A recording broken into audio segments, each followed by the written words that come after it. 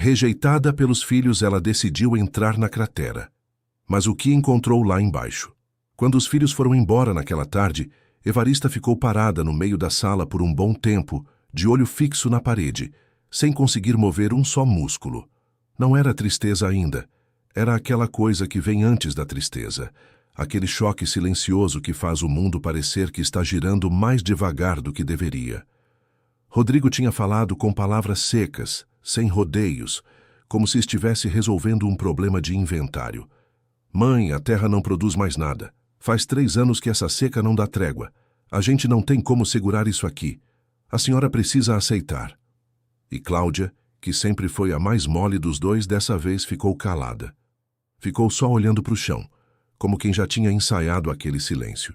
Evarista tinha 75 anos. Cabelos quase todos brancos, mãos que carregavam décadas de trabalho, e uma teimosia que Arisvaldo, o marido, sempre chamou de virtude nos bons dias e de castigo nos ruins. Arisvaldo tinha partido havia 6 anos, e desde então ela tinha tocado aquele pedaço de terra sozinha, com a ajuda de Tiago, o neto mais velho que morava num quartinho nos fundos e não falava muito, mas estava sempre lá. O que Rodrigo e Cláudia queriam era vender tudo: terra, casa, o curral velho, as ferramentas enferrujadas. Queriam internar a mãe numa casa de repouso na cidade grande, uma daquelas com jardim bonito e foto no site. Já tinham até escolhido uma, já tinham até combinado o preço com um comprador, e tinham feito isso sem avisar Evarista com antecedência. Chegaram numa tarde de terça-feira com papéis na mão. Ela não assinou nada. Pediu 2 dias para pensar. Mas a forma como Rodrigo dobrou os documentos e enfiou de volta na pasta mostrava que ele não achava que ia precisar de mais de 2 dias. Quando a casa ficou vazia, Evarista pegou o cajado de madeira que ficava encostado na porta dos fundos, o mesmo que Arisvaldo usava quando ia inspecionar a terra. Enrolou um pano velho no ombro e saiu. Caminhou sem pressa, com aquele passo firme que a seca ainda não tinha conseguido tirar dela. O terreno estava rachado em todos os lados, marrom e cinza, sem uma folha verde à vista. O céu tinha aquela cor de chumbo que não promete chuva, só promete esperar mais. Ela foi em direção à cratera. Ninguém sabia direito quando ela tinha aparecido. Foi o Tiago quem a viu primeiro, uns 3 meses atrás, quando foi verificar uma cerca caída. Tinha encontrado aquela abertura no chão, comprida, funda, escura, como se a própria terra tivesse partido ao meio num suspiro de cansaço. Uns 15 metros de comprimento, talvez mais. A profundidade ninguém sabia ao certo, porque ninguém tinha ido ver de perto o suficiente. A vizinhança falava que a seca estava rachando o subsolo, que a terra estava cedendo onde o lençol de água tinha secado. A dona Nair, vizinha de quase 40 anos, tinha dito para Evarista ficar longe dali. Terra partida assim avisa que quer ser deixada em paz, Evarista. Mas Evarista não tinha jeito com avisos.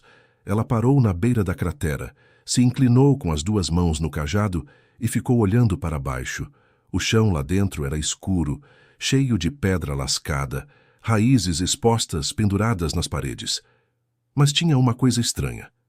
Em um dos lados, a parede da cratera não era só terra. Era pedra trabalhada, pedra cortada, como uma parede antiga, quase enterrada, que a rachadura tinha exposto depois de décadas. Evarista conhecia aquela pedra. Arisvaldo tinha contado a ela, quando ainda eram noivos, que o avô dele, um homem chamado Eustáquio, tinha construído a primeira casa da família ali naquele pedaço de chão, muito antes da terra ser dividida, muito antes de qualquer um dos filhos de Eustáquio nascer. Com o tempo, a casa tinha cedido, sido soterrada por uma enchente e depois coberta de terra. Ninguém mais sabia exatamente onde ficava. Arisvaldo procurou uma vez quando era moço, mas nunca achou. Evarista olhou para aquela pedra antiga e sentiu uma coisa que ela mesma teria dificuldade de explicar com palavras. Era como se o chão tivesse aberto não por acidente, mas para mostrar algo que estava esperando ser visto. Ela contornou a beira da cratera devagar, passando pelo cajado de uma pedra para outra, até encontrar o lado onde a parede interna formava uma espécie de degrau natural, uma descida irregular, mas possível, para quem tivesse cuidado e não tivesse medo. Ela tinha 75 anos, tinha medo de muita coisa, mas não daquilo. Começou a descer. Olha, eu precisei parar aqui um momento, porque tem gente que, quando a vida empurra, senta. E tem gente que, quando a vida empurra, desce numa cratera de cajado na mão. Não tem explicação racional para isso. É só quem é. A descida foi mais fácil do que parecia de cima. O lado onde ela entrou era inclinado, com pedras salientes que serviam de apoio. Ela foi devagar, testando cada passo antes de colocar o peso. O chão da cratera era estável, pedra lisa com uma camada fina de pó por cima. Quando chegou ao fundo e ergueu os olhos, viu o que a parede de pedra escondia. Era uma abertura, pequena, baixa, do tamanho de uma porta curvada, como um arco de pedra muito antigo. Metade ainda estava soterrada, mas a rachadura tinha deslocado o chão de um lado e aberto uma passagem. Evarista dobrou o corpo, entrou. Do lado de dentro era um espaço pequeno, sufocante, com cheiro de terra velha e ar parado. Ela ficou parada enquanto os olhos se adaptavam ao escuro. A luz que entrava pela abertura era suficiente para ver o essencial. E o que ela viu tirou o ar dela de uma forma que a descida inteira não tinha tirado. No canto direito do espaço, ainda sobre uma base de pedra que devia ter sido uma mesa ou uma prateleira, havia uma caixa de lata enferrujada do tamanho de uma caixa de sapato, com a tampa amassada mas fechada. E em volta da caixa, pendurados nas paredes por um arame que o tempo tinha deixado vermelho de ferrugem, havia ferramentas. Uma foice pequena, um martelo de cabo curto e uma moldura de madeira grossa com o vidro estilhaçado, mas com uma foto ainda visível atrás dos cacos. Evarista se aproximou da foto com o coração na garganta. Era um homem mais velho, de terno escuro, de pé ao lado de uma mulher sentada. O papel da foto estava manchado e comido pelas bordas, mas o rosto do homem era claro o suficiente. Ela reconheceu as sobrancelhas, reconheceu o queixo quadrado, era Eustáquio, o avô de Arisvaldo. Ela tinha visto o retrato dele uma vez, numa folha de papel amassada, que Arisvaldo guardava dentro de um livro de reza. As mãos dela tremeram um pouco quando alcançou a caixa de lata. A tampa resistiu, enferrujada e apertada como só o tempo sabe apertar. Ela usou o cajado como alavanca, devagar, até a tampa ceder com um estalo seco que ecoou naquele espaço pequeno. Dentro da caixa havia papéis dobrados, alguns amarelados e frágeis, outros mais resistentes por terem ficado protegidos pelos de cima. E havia um caderno pequeno de capa dura preta, com as iniciais EMS gravadas na frente. Ela pegou o caderno com as duas mãos e segurou como se fosse algo vivo. Querido ouvinte, se você está gostando da história, aproveite para deixar o like e principalmente se inscrever no canal. Isso ajuda muito a gente que está começando, agora continuando. Evarista não leu nada ali dentro. O escuro não deixava e os olhos dela não eram mais o que tinham sido. Mas ela fechou a caixa de lata, colocou embaixo do braço com o cuidado de quem carrega uma criança e saiu pela abertura de pedra de volta para a claridade da cratera. Subiu do mesmo jeito que desceu, devagar, testando cada pedra, o cajado na frente. Quando pisou no chão plano lá em cima, ficou um momento só respirando. O céu continuava daquele cinza sem promessa. Ela caminhou de volta para casa com a caixa debaixo do braço e um pensamento firme na cabeça. Ela precisava de Tiago. Tiago tinha 26 anos, era filho de Rodrigo, mas tinha o coração de Arisvaldo. Tinha ficado na terra por escolha própria, muito depois que os outros foram embora. Era um rapaz quieto, de poucos amigos, que entendia de terra como poucos da sua geração entendiam. Quando Evarista entrou pela porta dos fundos e colocou a caixa sobre a mesa da cozinha, ele estava sentado com um copo de água na mão. Vó! Ele olhou para a caixa, depois para ela, e não precisou de mais explicação para entender que tinha acontecido alguma coisa grande. Você vai precisar me ajudar a ler isso, ela disse, sentando devagar na cadeira de frente. Tiago se aproximou, abriu a caixa com cuidado, pegou os papéis dobrados primeiro, os mais resistentes, e foi abrindo um por um sobre a mesa.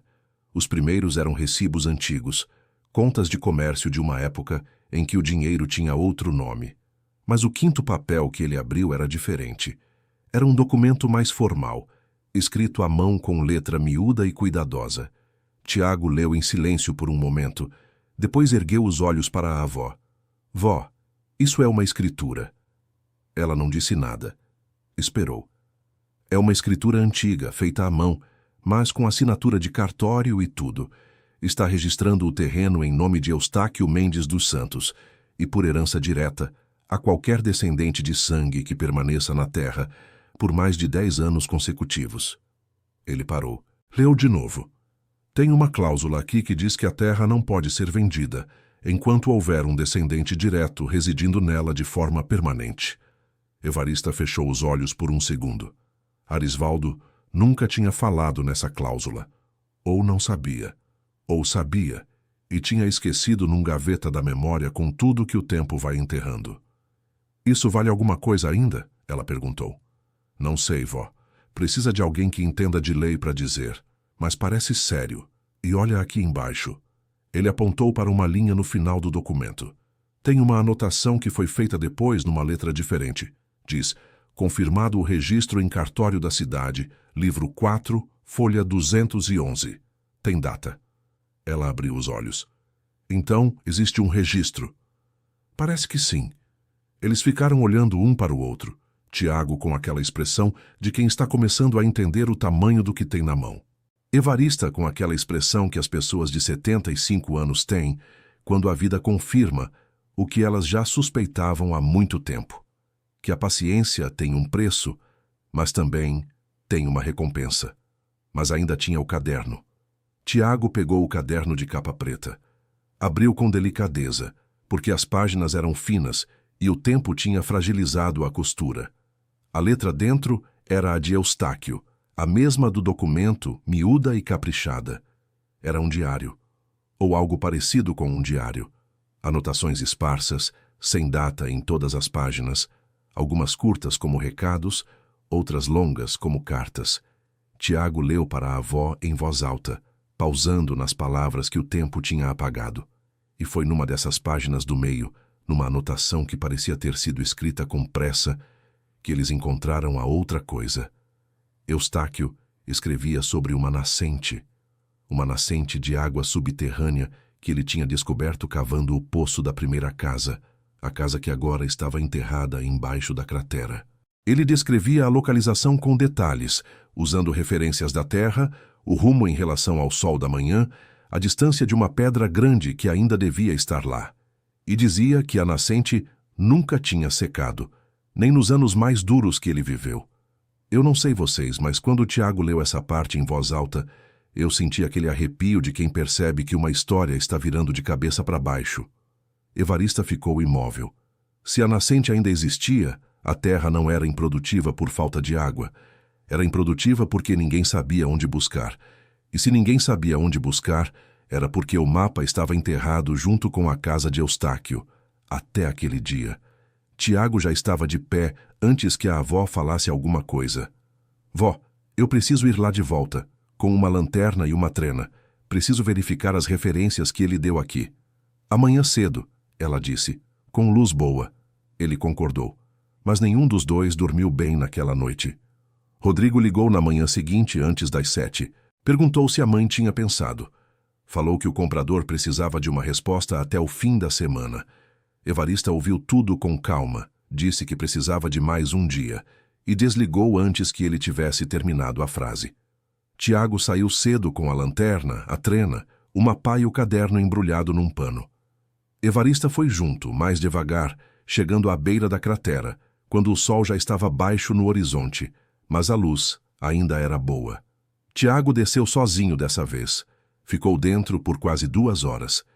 Evarista esperou sentada numa pedra plana na beira, com o pano no ombro e o cajado firme na mão, sem fazer nada além de esperar. Ela era boa nisso. Tinha aprendido com Arisvaldo que tem horas que o melhor trabalho que se pode fazer é o de esperar sem desesperar. Quando Tiago subiu de volta, o rosto dele estava manchado de terra e ele respirava com esforço, mas os olhos estavam acesos. Vó, tem água lá embaixo. Eu consigo ouvir. Não é alucinação, não. Encostei o ouvido na pedra onde ele indicou e dá para ouvir. E a pedra está úmida. Num dia de seca desse jeito, pedra úmida só pode ser uma coisa. Evarista fechou os olhos. Depois abriu. Agora você liga para o seu pai, ela disse. Tiago piscou. Para dizer o quê? Para dizer que a gente precisa conversar. Você, eu, ele e a tia Cláudia. Aqui, amanhã. Rodrigo não gostou da convocação. Falou que não precisava de reunião, que a decisão já estava tomada, que a mãe estava sendo teimosa por teimosia, não por razão. Mas Tiago disse, com aquela firmeza calma que lembrava o avô: Pai, você vai querer ouvir o que a gente encontrou, eu te garanto. Eles chegaram no dia seguinte, pouco depois do meio-dia. Rodrigo de camisa social, como se viesse de uma reunião, Cláudia de chinelo e blusa larga, com aquela expressão de cansaço de quem já está preparada para mais uma briga que não vai terminar bem. Evarista serviu café sem cerimônia e colocou a caixa de lata sobre a mesa. Rodrigo olhou para a caixa como quem olha para uma armadilha. O que é isso? A história dessa terra, Evarista disse. Tiago explicou tudo, de onde tinham vindo os documentos, o que a escritura dizia, a cláusula de herança, a nascente. Colocou o caderno aberto na página da anotação de Eustáquio, apontou as referências, descreveu o que tinha ouvido e tocado lá embaixo. Rodrigo ficou em silêncio por um tempo, que pareceu maior do que era. Cláudia leu o documento 2 vezes, depois uma terceira. Quando levantou a cabeça, os olhos dela estavam marejados, mas não do jeito que Evarista esperava. Era um choro diferente. Era o choro de quem percebe que estava prestes a fazer uma coisa errada. Rodrigo, ela disse para o irmão devagar. A gente não sabia. Ele não respondeu de imediato. Ficou com as mãos espalmadas sobre a mesa, olhando para o documento como se ele fosse mudar se ele esperasse o suficiente. Isso precisa ser verificado, ele disse por fim. Precisa de alguém que entenda de lei. Claro que precisa, Evarista disse, e vai ser verificado. Mas eu quero que você olhe para mim agora e me diga uma coisa honesta, Rodrigo. Se essa nascente existir, se essa terra puder produzir de novo, você ainda acha que eu preciso sair daqui? A pergunta ficou no ar. Rodrigo era um homem de 53 anos que tinha passado a vida tomando decisões rápidas e justificando elas depois. Mas tinha horas que a vida não deixa fazer isso. Tinha horas que a resposta precisa ser lenta. Não, ele disse. Baixo, mas claro. Não, mãe. Se a terra ainda tem o que dar, você fica. Cláudia colocou a mão sobre a mão da mãe. Não disse nada. Não precisou. Querido ouvinte, se você está gostando da história, aproveite para deixar o like e principalmente se inscrever no canal. Isso ajuda muito a gente que está começando. Agora, continuando.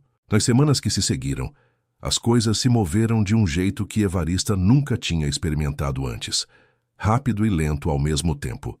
Rápido porque Tiago foi atrás de quem precisava, encontrou um profissional que entendia de terreno, levou os documentos para verificação no cartório da cidade mais próxima. Lento porque cada um desses passos tinha espera, tinha incerteza, tinha dias em que Evarista acordava às 4 da manhã e ficava olhando para o teto se perguntando se tinha sonhado com tudo aquilo. O documento era legítimo, o registro existia, a cláusula era antiga e tinha um tipo de validade que dependia de uma verificação mais detalhada, mas o profissional que consultaram disse que ela criava, no mínimo, uma complicação séria para qualquer tentativa de venda sem o consentimento de Evarista. Rodrigo cancelou o negócio com o comprador. A nascente foi confirmada por alguém que Tiago trouxe de uma cidade vizinha, um homem que entendia de perfuração de terreno e que desceu na cratera com equipamento e saiu de lá dizendo que tinha água, sim, e que com o trabalho certo podia ser acessada. O trabalho foi feito ao longo de 2 meses. Não foi barato. Rodrigo e Cláudia arcaram com metade cada um, sem Evarista precisar pedir. Ela achou que isso valia mais do que qualquer valor que colocassem na terra. Tem uma coisa que eu fico pensando quando chego nessa parte da história. A terra estava partida de seca. A família estava partida de desentendimento. E foi a rachadura no chão que mostrou o caminho para o que estava embaixo em ambos os casos. Às vezes, a coisa que parece o fim é só a casca que precisava rachar para mostrar o que tem dentro. O dia que a água subiu pelo cano novo instalado no quintal foi um dia que Evarista não conseguiu guardar sem chorar. Tiago ficou do lado dela. Rodrigo estava lá também, e pela primeira vez em muitos anos não tinha documento na mão, não tinha pressa nos olhos. Cláudia veio com os filhos pequenos, e as crianças correram para se molhar, sem entender muito por que a avó e os mais velhos estavam com cara de quem acabou de receber um presente que não esperava. Dona Nair veio da propriedade ao lado, de chinelo mesmo, e ficou parada na beira vendo aquilo. Depois, olhou para Evarista com aquele olhar de quem vai falar uma coisa, mas já sabe que não precisa falar. Você desceu naquela cratera, ela disse. Desci, Evarista confirmou. E achei que você tivesse ficado louca. Talvez eu estivesse um pouco, Evarista disse, e sorriu. A terra levou mais 2 meses para começar a responder. O solo estava exausto, ressequido em camadas que não se consertam da noite para o dia. Mas com irrigação certa, com cuidado, as primeiras mudas brotaram numa tarde de quinta-feira, pequenas e verdes, num mar de cinza e marrom. Tiago chamou a avó para ver. E ela ficou agachada ali na terra, com as mãos sujas até o pulso, olhando para as folhinhas novas com a mesma expressão que as avós têm quando veem um neto recém-nascido. O caderno de Eustáquio ficou guardado numa caixa nova, dentro de casa, junto com a escritura. Evarista leu cada página com a ajuda de Tiago, ao longo de várias tardes. Tinha histórias do velho que ela nunca teria sabido de outra forma. Histórias de quando a terra era nova para a família, de quando a vida era mais dura ainda, mas havia uma espécie de clareza no dia a dia que ela reconhecia como a mesma que sempre tentou passar para os filhos sem conseguir nomear direito. Tinha uma anotação perto do final do caderno que ficou com ela de um jeito especial. Eustáquio tinha escrito: a terra não guarda rancor. Ela seca, ela racha, ela cansa. Mas se você não abandona ela, ela não abandona você. Ela releu essa linha umas 3 vezes em voz alta, para Tiago, para as paredes, para Arisvaldo, que não estava mais lá, mas que de algum jeito ela sentia ainda por perto quando ficava quieta o suficiente. Rodrigo voltou outras vezes depois disso. Não toda semana, mas voltou. Às vezes, sem avisar, chegava num sábado de manhã com uma sacola de comida e passava o dia ajudando Tiago com alguma coisa na terra. Não falava muito sobre o que tinha acontecido, mas estava lá. E para Evarista, isso tinha um peso que qualquer palavras teria dificuldade de carregar. Cláudia foi diferente. Ela falou. Numa tarde em que ficaram as duas sozinhas na varanda, ela olhou para a mãe e disse: Mãe, eu me arrependo. Eu sabia que a senhora não queria sair daqui e eu fiquei calada porque achei que a gente estava sendo prático. Mas ser prático sem ouvir a pessoa é só uma forma bonita de não respeitar. Evarista ficou olhando para a filha por um momento. Depois colocou a mão no joelho dela e disse: Você está aqui agora. Simples assim. Como só as pessoas que já sofreram o suficiente sabem ser simples. A cratera continuou lá. Ninguém fechou. Tiago tinha uma ideia de transformar a abertura em algo, talvez um acesso melhorado para quando precisassem verificar o sistema de água lá embaixo. A casa enterrada de Eustáquio virou assunto na família, uma história que as crianças de Cláudia quiseram ouvir repetida várias vezes, aquela de que embaixo da terra da vovó tem uma casa de pedra antiquíssima, com um diário e uma foto velha. Evarista ia até a beira da cratera, às vezes, no fim da tarde, quando a luz ficava aquela cor dourada que deixa tudo parecendo mais antigo e mais bonito ao mesmo tempo. Ficava ali com o cajado, olhando para baixo, para aquela abertura que tinha mudado o curso de tudo. Não era uma mulher de muitas palavras com ela mesma. Mas naqueles momentos, ela pensava uma coisa que nunca disse para ninguém, que Arisvaldo sempre soube. Sempre soube que aquela terra tinha mais do que aparentava, e que talvez ele tivesse deixado a história de Eustáquio adormecida lá embaixo de propósito, esperando que alguém teimoso o suficiente fosse até a beira, olhasse para dentro e descesse. e que só ela ia ser teimosa assim. Fim da história. 75 anos de vida não é pouco tempo para aprender que a Terra e as pessoas têm algo em comum. Os dois guardam mais do que mostram na superfície. Evarista desceu numa cratera com 75 anos, de cajado, sozinha, depois de ser rejeitada pelos próprios filhos.